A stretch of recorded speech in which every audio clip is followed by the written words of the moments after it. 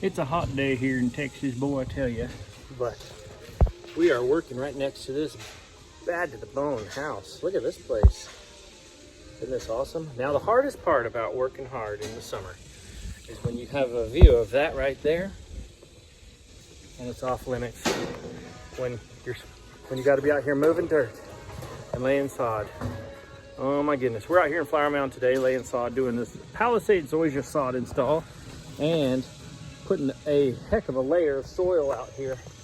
This is a heck of a rocky situation out here, so we are putting in about a 4-inch layer of compost mixed soil. It's going to be a beautiful, awesome sod bed for this new grass. And then these trees are going to get trimmed up shortly after this stuff roots in. And then this place in here will get about, hopefully, I need 3 to 4 hours. So hopefully the homeowners and the tree trimmers do their thing and give me what we need. So we're working hard, but I like the cool place, the cool environment. It makes me think that we need to go on vacation. So if you call me next week and they can't go hold of me,